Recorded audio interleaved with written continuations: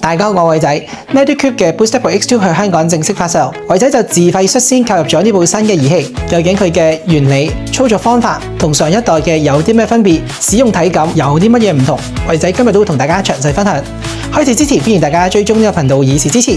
事不宜遲 ，Let's go！Booster Pro X2 係 Medicube 最新推出嘅9合1美容儀器。試乘上一代 Booster Pro， 佢仍然有之前嗰4款主要嘅模式 ：MC Mode、Derma Shock Mode、Air Shock Mode 同埋 Booster Mode。根據翻官方宣稱，以上呢4個模式都係有雙倍嘅功效，代表住佢同之前嗰一代係有雙倍嘅效果。除此之外，呢代新嘅 X2 亦都加咗面膜 Mask 模式同埋 Dual 雙效模式。顧名思義，面膜 Mask 嘅模式就係喺你敷面膜嘅時候使用。根據翻官方資料，敷面膜嘅時候用呢個 Mode 繼續導入嘅話，可以增加909% 嘅導入。至於 Dual 雙效模式，就係呢部儀器連接翻佢哋嘅官方 App， 可以揀選以下3個模式同時進行護理，包括嘅係 MC Mode、Derma Shock Mode 同埋 Booster Mode。2個療程同時進行就可以慳翻1半嘅時間啦。另一方面，新嘅 Booster Pro X2 亦都增加咗一個 AI 智能護理，連接翻佢哋嘅官方 App， 填寫一啲基本資料，你對皮膚嘅最大關注或者你平時想解決嘅問題，咁你之後使用嘅時候，呢個 AI 智能護理就會幫你 preset 咗一啲唔同嘅 program， 咁就完全唔使諗自己用邊一個模式啦。除此之外 ，LED 佢新增咗黃同藍2個光，加埋之前嗰5個光，總共有7個光。外形方面，新嘅 Booster Pro X2 同之前嘅 Booster Pro 非常之類似，不過咧就係大支咗少少。至於導頭方面，仍然係水滴型設計，不過佢嘅面積就增加咗 1.3 倍，同埋佢都分咗上下雙極設計。強度方面，以前嘅 Booster Pro 有1至5，新嘅咧就增加到1至6。所以如果你用開 Booster Pro 開到最大，都仍然感覺開始冇咁勁嘅時候，用新嘅儀器就會更加有感。另外，唔同模式內置嘅 LED 普遍上都一樣。係 Air Shock Mode 嘅內置顏色就轉咗，由青色轉咗做藍色。不過如果你有需要，亦都可以喺官方應用程式轉翻想要嘅 LED。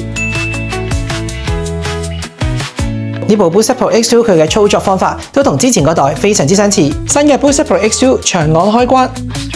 短按選擇強度。Booster Pro X2 上面淨係得2個掣，開關同埋模式選擇嘅 Mode。開關掣長按掣打開儀器，短按掣選擇強度嘅大細，最高可以去到6。而使用面膜 Mask 模式嘅時候，佢亦都會提醒你一句，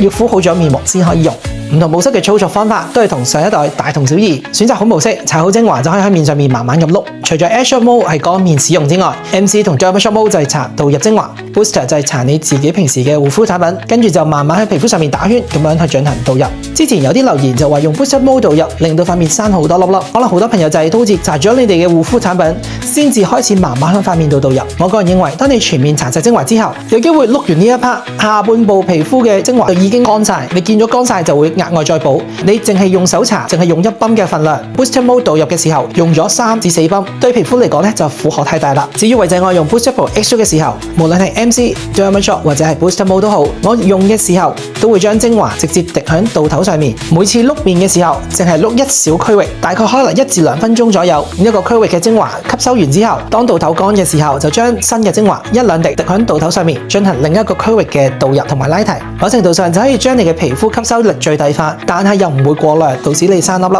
至於 Air Shock 方面，我自己就覺得有少少難度去走呢個2毫米，高得滯或者低得滯咧，佢就冇反應，留少少個角度。呢一個角度我覺得係非常之好，輕貼皮膚都可以。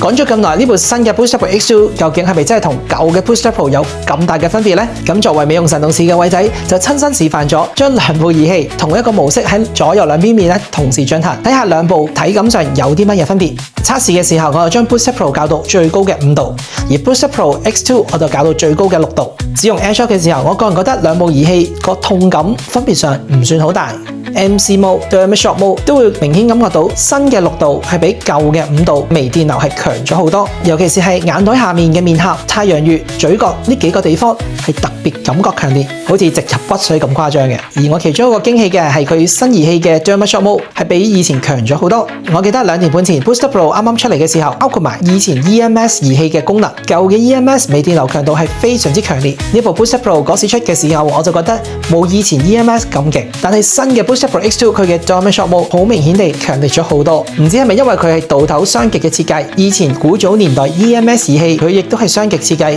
所以我覺得 X2 嘅 Diamond Shot 係強咗好多。咁我之後絕對都會繼續使用一啲想加強拉提嘅地方。至於 Booster Mode 方面，我個人就覺得第一代 Booster Pro 嘅 Booster Mode 竟然係比新嘅 Booster Pro X2 感覺上嚟得強烈，唔知道係咪因為新儀器加咗新嘅面膜模式，咁咧可能因為要加強佢嘅效果，所以就將佢呢一部新儀器嘅 Booster Mode 功能上好似減弱咗少少。咁我兩邊面同步使用 Booster Mode 嘅時候，舊儀器嘅觸感係強烈過新嘅儀器。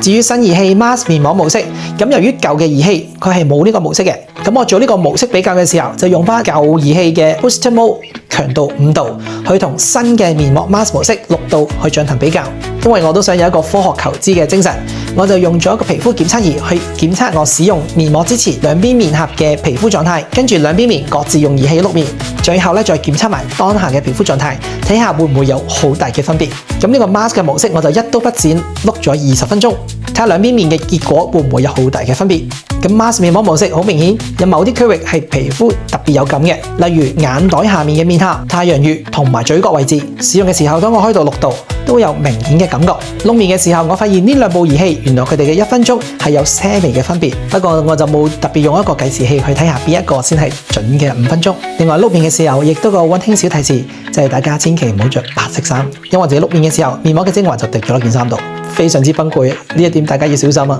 結果證實用新嘅 Booster Pro X2 面膜 Mask 模式去進行面膜導入，比之前嗰代 Booster Pro 嘅 Booster Mode 去進行面膜導入嘅話，敷完面膜之後係有明顯嘅分別。咁經過原偉仔真人實測嘅科學實驗，新嘅 Booster Pro X2 嘅面膜模式係真係有用嘅。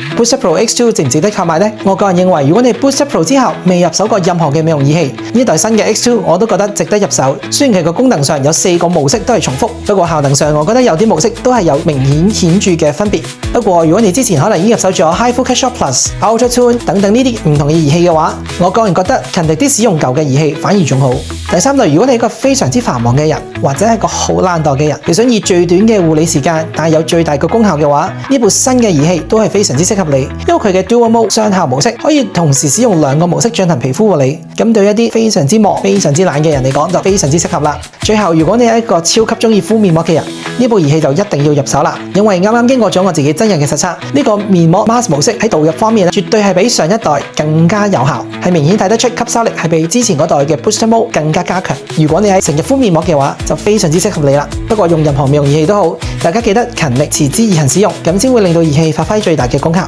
今日嘅分享就差唔多啦。如果大家有任何嘅問題，或者都想分享下會唔會入手呢部新嘅 Booster Pro X2，歡迎都喺下面留言。最後歡迎大家追蹤呢個頻道以示支持，下次再見，拜拜。